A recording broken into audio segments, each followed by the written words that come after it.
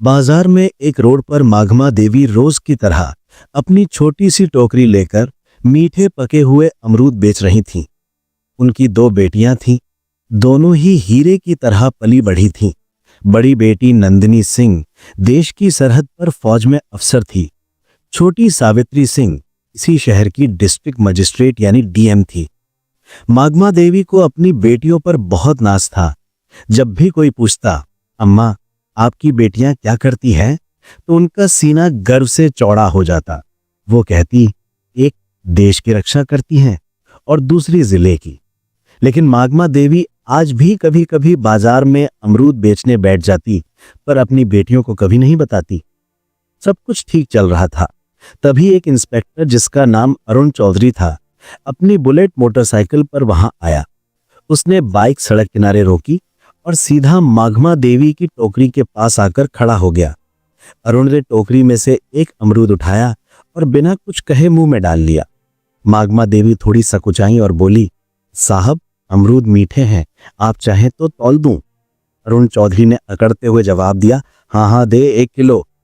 माघमा देवी ने कांपते हाथों से अमरूद तौलकर पॉलीथिन में दे दिए। अरुण ने पैकेट लिया, फिर से एक अमरूद निकाला और सामने ही काटकर खाने लगा। कुछ देर तक चबाने के बाद उसने मुंह बनाते हुए कहा, ये क्या बेचा है तुमने, एकदम बेस्वाद, अमरूद मीठा तो बिल्कुल भी नहीं है।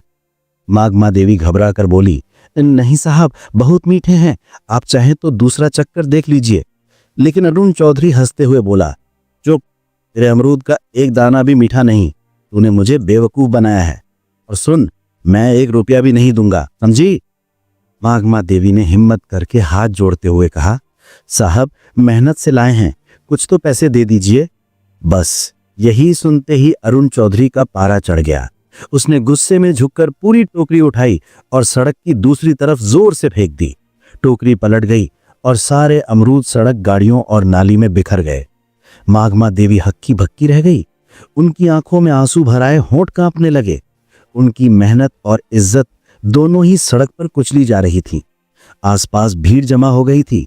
लोग तमाशा देख रहे थे, कानाफूसी कर रहे थे, लेकिन किसी की हिम्मत नहीं हुई कि उस वर्दी वाले से कुछ कहे। फिर अरुण चौधरी ने अपनी मूंछों पर ताव दिया, बाइक स्टार्ट की और वहां से ऐसे चला गया जैसे कुछ हुआ ही ना हो। भीड़ में से किसी ने माघमा देवी की मदद नहीं की, लेकिन पास के ही एक घर की छत पर खड़ा एक नौजवान लड़का रोहित ये सब कुछ अपने मोबाइल फोन में रिकॉर्ड कर रहा था। उसका खून खौल रहा था। वो माघमा अम्मा को बचपन से जानता था और उनका बहुत सम्मान करता था। उसने वीडियो रिकॉर्ड करना बंद किया और सोचने लगा कि इस वीडियो का क्या किया जाए। उसे पता था कि माघमा अम्मा की एक बेटी फौज में है। उसने कहीं से उनका नंबर जुगाड़ किया था। उसने तुरंत वो वीडियो नंदिनी सिंह के व्हाट्सएप पर भेज दिया और नीचे एक छोटा सा मैसेज लिखा, नंदिनी दीदी, देखिए आज बाजार में आपकी माँ के साथ क्या हुआ। हजारों किलोमीटर दूर बर्फीली पहाड़ियों के बीच बॉर्डर की एक चौकी पर नंदिनी सिंह अपनी राइफल साफ कर रही थी। तभी उसके फोन पर व्हाट्सएप का मैसेज टोन बजा। उसने फोन उठाकर देखा, एक अनजान नंबर से वीडियो आया था। उसने वीडियो प्ले किया। जैसे जैसे वीडियो आगे बढ़ा, नंदिनी के चेहरे का रंग बदलता गया। उसकी शांत आंखें गुस्से से लाल हो गईं। जब उसने इंस्पेक्टर अरुण चौधरी को अपनी मां की टोकरी उठाकर फेंकते देखा तो उसके हाथ कांपने लगे। उसकी मां, जिसने उसे और उसकी बहन को पालने के लिए अपनी पूरी जिंदगी लगा दी, आज सड़क पर बेबस रो रही थी और लोग तमाशा देख रहे थे। उसके अंदर का फौजी जाग उठा। उसका मन किया कि अभी यहां से जाए और उस इंस्पेक्टर की वर्दी नोच ले। उसने अपने दांत भींच लिए। उसकी सांसें तेज हो गई थीं। उसने तुरंत वो वीडियो अपनी छोटी बहन डीएम सावित्री सिंह को फॉरवर्ड किया। वीडियो भेजते ही उसने सावित्री को फोन लगाया। सावित्री उस वक्त अपने ऑफिस में एक जरूरी मीटिंग में थी। उसने अपनी बड़ी बहन का फोन देखा तो मीटिंग रोककर फोन उठाया और पूछा, हाँ दीदी सब ठीक है। ठीक है, कुछ भी नहीं है, बोली नंदिनी की आवाज में गुस्सा और दर्द साफ झलक रहा था। मैंने तुझे एक वीडियो भेजा है, उसे देख, अभी के अभी देख। सावित्री ने फोन होल्ड पर रखा और व्हाट्सएप खोला। वीडियो देखते ही उसके पैरों के नीचे से जमीन खिसक गई। उसकी माँ, उसकी प्यारी माँ सड़क पर बिखरे अमरूद के लिए रो रही थी। एक मामूली इंस्पेक्टर ने उसकी माँ की इज्जत को सड़क पर रौंद दिया था। सावित्री की आंखों में भी आंसू आ गए, लेकिन उसने खुद को संभाला। वो एक डीएम थी, उसे भावनाओं में बहने का हक नहीं था। सावित्री ने कांपती आवाज में कहा, दीदी मैं बर्दाश्त नहीं कर सकती ये सब। ये सुनते ही नंदिनी फोन पर गुस्से में बोली, मैं आ रही हूं छुट्टी लेकर, मैं उसको नहीं छोड़ूंगी। सावित्री नरम आवाज में बोली, नहीं दीदी, आपकी जरूरत देश की सरहद पर है, ये मेरा इलाका है, ये लड़ाई मैं लूंगी, माँ को इंसाफ मैं दिलाऊंगी कानून के तरीके से। नंदिनी कुछ देर चुप रही। वो अपनी बहन की आवाज में छिपे इरादे को समझ गई थी। बोली, ठीक है, लेकिन उसे ऐसी सजा मिलनी चाहिए कि उसकी रूह कांप जाए। सावित्री ने कहा, आप चिंता मत करो दीदी, अब ये मेरा काम है, और फोन काट दिया।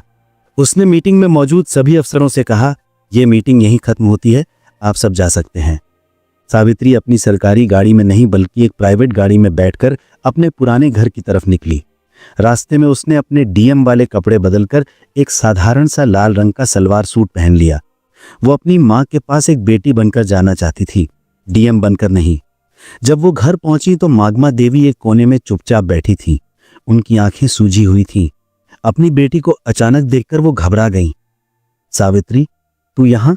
सब ठीक तो है? सावित्री कुछ नहीं बोली। वो बस अपनी माँ के पास गई और उन्हें कसकर गले लगा लिया। माँ की गोद में सिर रखकर वो अपने आंसू नहीं रोक पाई। माँ, आपने मुझे बताया क्यों नहीं? माघमा देवी ने सिसकते हुए कहा, क्या बताती बेटी, मैं नहीं चाहती थी कि तुम लोगों को कोई परेशानी हो, और वो पुलिस वाला है, छोड़ उसकी बात। आज तू इतने दिनों बाद आई है, आज मैं बहुत खुश हूं।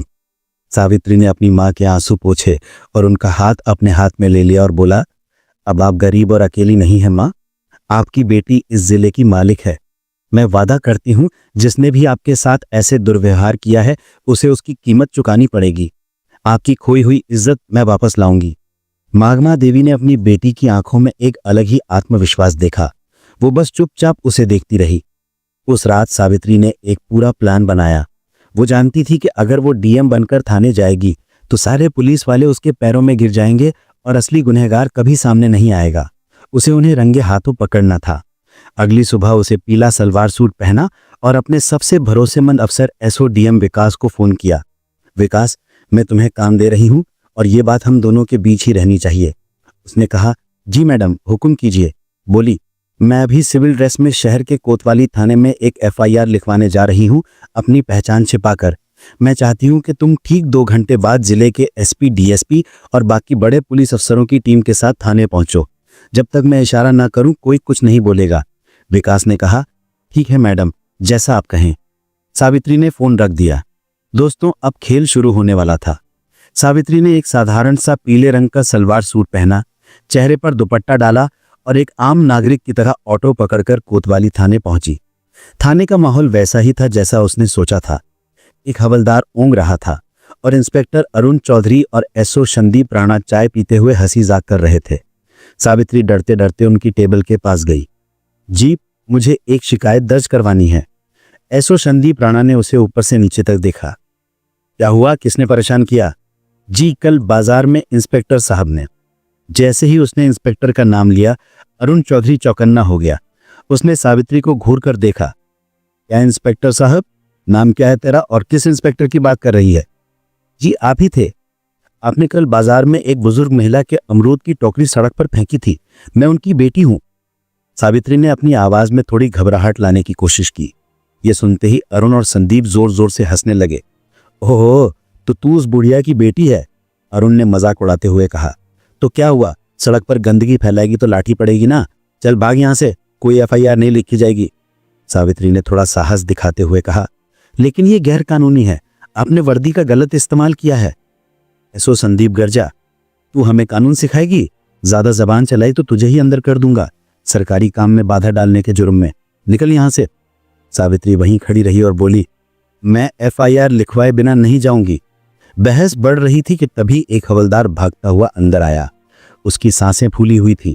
सर, गंगा प्रसाद यादव जी थाने में आ रहे हैं। गंगा प्रसाद यादव का नाम सुनते ही अरुण और संदीप दोनों के चेहरे का रंग बदल गया। गंगा प्रसाद शहर का एक बहुत बड़ा और दबंग नेता था, जिसके इशारे पर पुलिस वाले नाचते थे। दोनों इंस्पेक्टर अपनी कुर्सी से ऐसे उछले जैसे करंट लग गया हो। अरे जल्दी करो, गेट खोलो, संदीप ने हवलदार को डांटा और दोनों भागकर गेट की तरफ गए जैसे कोई बहुत बड़ा साहब आ रहा हो। एक सफेद सफारी गाड़ी थाने के अंदर आकर रुकी। उसमें से सफेद कुर्ता पायजामा पहने